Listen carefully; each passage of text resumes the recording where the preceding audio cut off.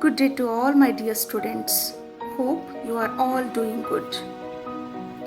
In the previous two sessions, we discussed the chapter Ancient Civilizations of India, in which you studied Ancient Civilizations of India, first urbanization, special features of the cities, town planning, lifestyle and the decline of the towns, the Vedic age, 4 Vedas,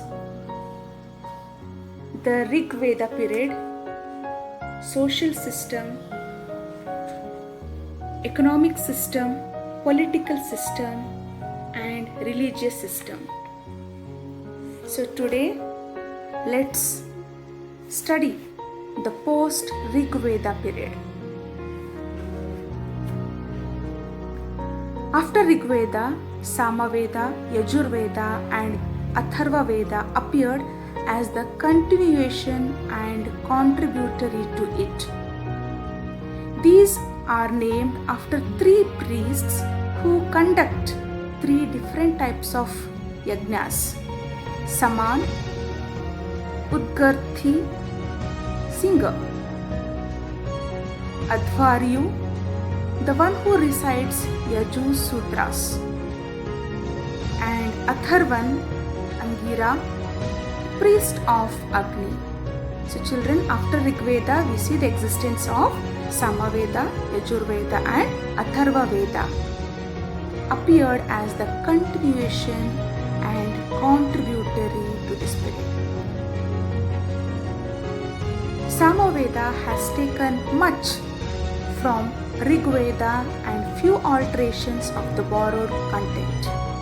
It mainly consisted of the shlokas, that is the mantras that are recited at the time of yajna. So Samaveda consisted of the shlokas that are recited at the time of yajna.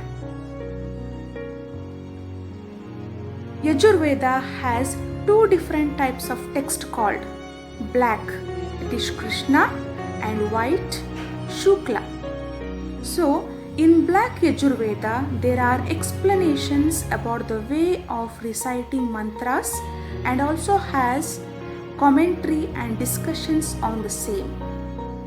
So children, in Black Yajurveda,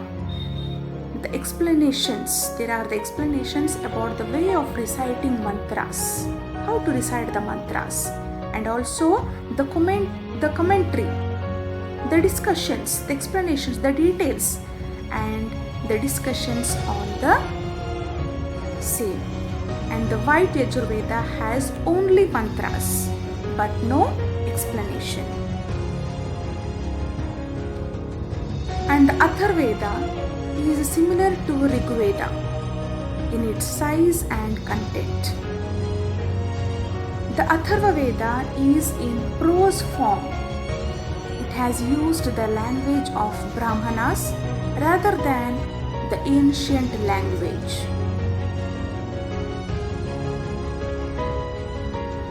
Now, going to the social system, the 4 divisions of Brahmana, Kshatriya, Vaishya and Shudra that are found in the last part of Rig Veda as part of Purusha Sukta, incorporating certain changes, became more strong. So earlier we studied there are 4 varnas: Brahmanas, Kshatriyas, Vaishyas and Shudras. They are found in the last part of Rig Veda. Yes children, we studied these 4 varnas in the part of Rig Veda, which is taken from the 10th mandala, Purusha Sukta. These incorporating certain changes, adopting certain changes became more strong. These varnas adopting certain changes became more strong. We see Brahmanas used to accept gifts for conducting yajnas and rituals. In owing lands, receiving cows, offering puja and in matters related to God, Brahmins gained more prominent positions. So these Brahmins used to accept gifts for conducting yajnas and rituals, and also gained more prominent position. Rajanya indicates the Kshatriya Varna. Those who had the political power were called Kshatriya, irrespective of their origin. So, the people who had the political power, they were called as Kshatriya without considering their origin. Rajanyas, who were soldiers trained in archery and could wage wars in chariots, gained a lot of importance. These Rajanyas were soldiers. They trained in archery and waged war in chariots, thus gained a lot of importance. And the Vaishyas, the word Vaishya is found here and there. They were supposed to offer gifts to others. Okay? They neither had the right to perform yajnas nor a right to enter the place of yajna. They were placed lower than the first two varnas. The first two varnas are the Brahmanas and the Kshatriyas. So these Vaishyas, they were placed lower than the first two varnas but still remained as Aryans. So children, here we come to know these first three varnas, the Brahmanas, the Kshatriyas and the Vaishyas, they were called as the Aryans. Now going to the Shudras, the last Varna. Shudras were part of Varna system but were kept at the lower end. Though the Shudras were accepted as the part of Varna system, they were not given any rights. They could have been thrown out or killed at any time. Shudras were not allowed to perform yajna. We see some of the early food collecting tribes like Dasas, Dasyus and others. Some of the early food collecting tribes like Nishada and Chandala were grouped as untouchables. It also includes Dasas and Dasyus. Women were placed at the lowest position in the social hierarchy. Women are considered as the embodiment of lies. There is a reference to dowry in Atharva Veda. There was no proper benefit for the women's work. There was no practice of child marriage. Polygamy was prevalent among the rich and powerful. So, the widow could remarry. Polygamy was prevalent. Polygamy means the practice of having more than one wife was more among the rich and the powerful. Now, moving to the economic system. By the time of post-Rigveda period, Aryans moved from Sindhu river area to Ganga river area. For this, they had to destroy the forests. With the help of fire, they burnt the forest and cleared the land for agriculture, and in the process of these tribes, they reached the plains of Uttar Pradesh. Here we see oxen were considered important for agriculture and transport. In this background, an important issue arose that one should not eat cow or oxen. So, agriculture was considered important occupation, and oxen were considered important for agriculture and transportation. Thus, an important issue arose that one should not eat cow or oxen as they were used for agriculture and transport purpose. Agriculture became more important than the hunting and animal husbandry. People who were not involved in agriculture and business were called as Vyatras. The people who were not involved in agriculture and business, they were called as Vyatras. In Vedic text, there is the reference to gold, copper, iron, lead, brass, tin and silver. It is believed that converting iron to steel was found in West Asia in the 10th BCE and later moved towards eastern countries.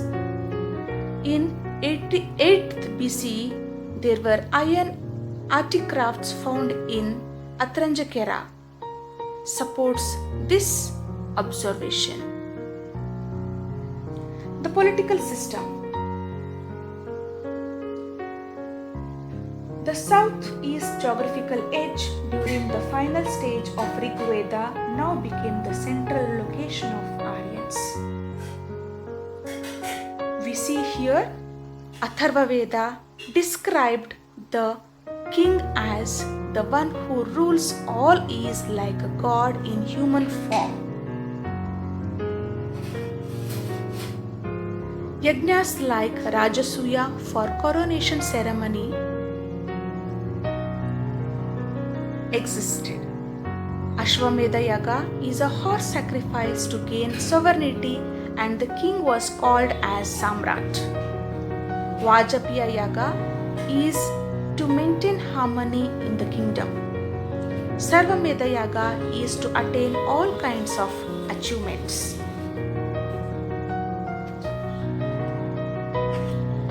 The religious system.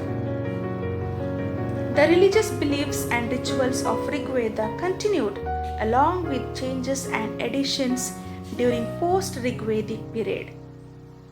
Rudra and Vishnu had gained a significant position during the post-Rig Vedic period.